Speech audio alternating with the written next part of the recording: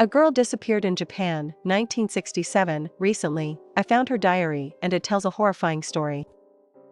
I work at a public bathhouse in a small town in Japan, doing housekeeping and cashier shifts mostly. It's a quiet place with most of our visitors being retired. And aside from a few accidents a year, nothing serious. Mind you, things run pretty smoothly. It's a stress-free job, which fits me well since I don't like to find myself outside of my comfort zone very often. About a week ago though, something out of the ordinary happened. When cleaning the dressing rooms, I found a diary underneath a bench. It had belonged to a teenage girl, which was odd enough since most of the kids used the bathhouse adjoined to the school. But it wasn't until I opened it that I truly realized what a strange finding it was. Below, I transcribed and translated the part of the journal that stands out from what can be considered normal and which points to a fate maybe even worse than death and #X200B, / and #X200B, January 24, 1967. I woke up early this morning, feeling a bit restless. I got out of bed and went to the kitchen, where I found my mom.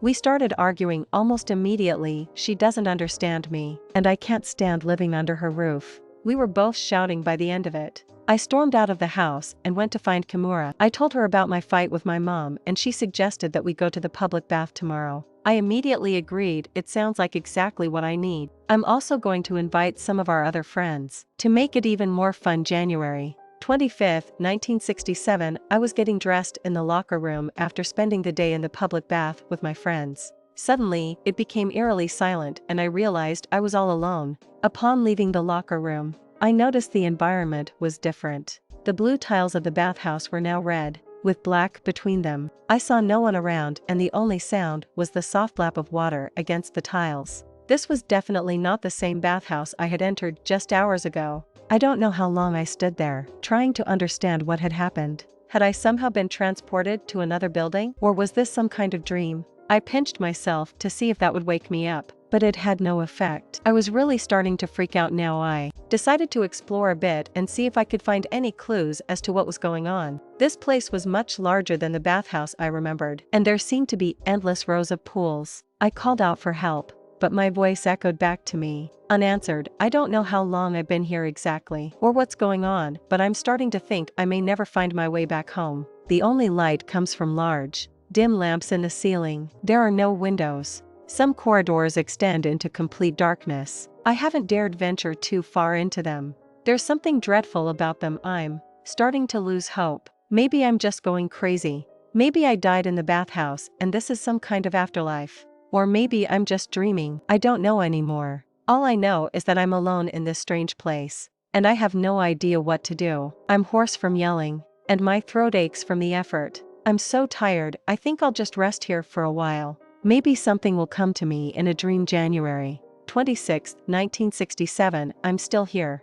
I haven't found any way out. I'm starting to despair. I've been exploring more of the place. It's huge, there must be thousands of pools. There's not a living soul to be seen. Just me all alone. I'm starting to feel like I'm going mad. Yesterday, I could have sworn I saw someone in one of the baths, but when I got closer, there was no one there. I'm so tired, I can't keep going like this. I need to find a way out. January 27, 1967, the water in the pools is still and stagnant. It's dark in here, and there the surface shimmers, as if covered in a thin layer of oil. It's like something from a nightmare. I can't bring myself to even touch it, let alone drink it. I've been walking for hours, and I still can't find a way out. This place is like a labyrinth. I'm so thirsty, but I daren't drink the water. I don't know what's in it. I'm starting to feel weak. I need food and water, or I'm going to die here.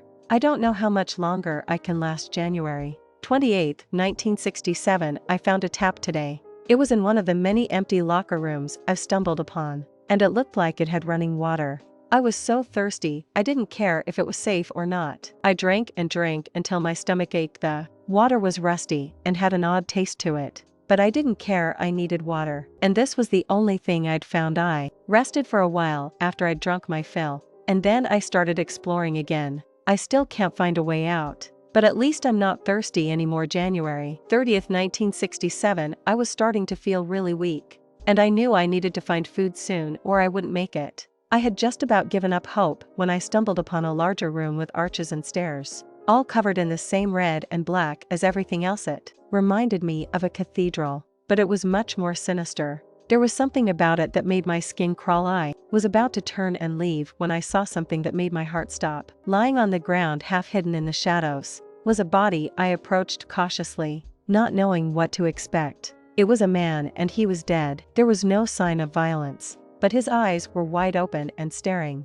and his face was contorted in a look of terror. I don't know what happened to him, but I know I don't want to stick around to find out. I need to get out of here. January 31st, 1967. I'm starting to feel really ill. I think the water I drank was poisoned. I've been vomiting and have a terrible headache. I need to find help soon, or I'm going to die. I managed to drag myself to my feet and stumble around for a while longer, but I didn't find anything. I'm so thirsty, but I daren't drink any more of the water. I don't know what's in it. I'm starting to see things now. I see people in the baths, but when I get closer they disappear. I hear voices, but when I try to follow them they fade away. I'm losing my mind. February 1st, 1967. I don't know how much longer I can hold on. I'm so thirsty, and I'm still seeing things that aren't there. Movements in the corner of my eyes. I'm hallucinating now, or am I?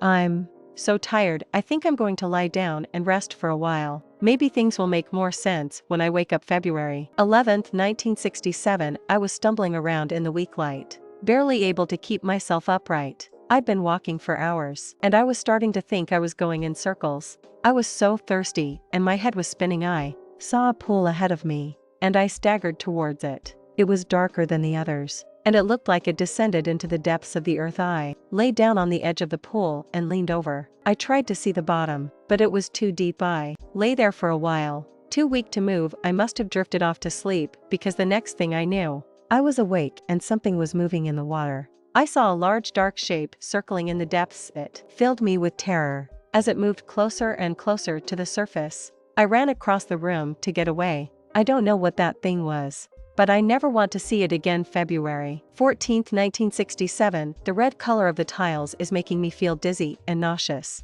It reminds me of blood. I can't take it anymore. I need to get out of here. Wherever I go there are just more pools and corridors. They all look the same, and they're all filled with that stagnant, undrinkable water. February 16th, 1967. I'm so thirsty. I'm going to drink the water, no matter how dangerous it is. I filled my cupped hands with water from one of the pools and drank. It was disgusting, but I was so thirsty, I didn't care. Almost immediately, I felt sick. My stomach cramped for hours. I lay on the ground, too weak to move. I think this is it. I'm going to die here. February 18th, 1967. I've been thinking about the dead body I saw earlier. I keep wondering who he was and how he died. Was he poisoned by the water, like me?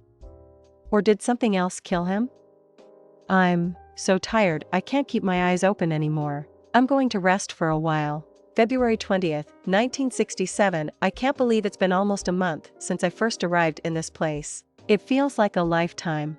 I'm so weak, I can barely move. I'm sure I'm going to die soon. I don't know why I'm still holding on. Maybe it's because I refuse to believe this is the end. I keep hoping that someone will find me, but I know that's unlikely. February 25th, 1967. It was my birthday today. I'm now 17. I should be out with my friends, celebrating instead. I'm alone in this nightmare. I miss Mom too. I know she would have baked me a cake and sung happy birthday. Maybe this is HL, and this is my punishment for all the times I was a bratty teenager. If so, I deserve it. I should have been nicer to her. March 3rd, 1967. I'm getting weaker and weaker. I can barely move anymore. I've been lying in the same spot for days. I don't know how much longer I can hold on. March 5th, 1967. I was lying underneath the pale lights, too weak to move. I thought I was going to die there, and then I heard something moving in the distance, getting closer and closer. It sounded like something big and heavy, dragging itself across the floor.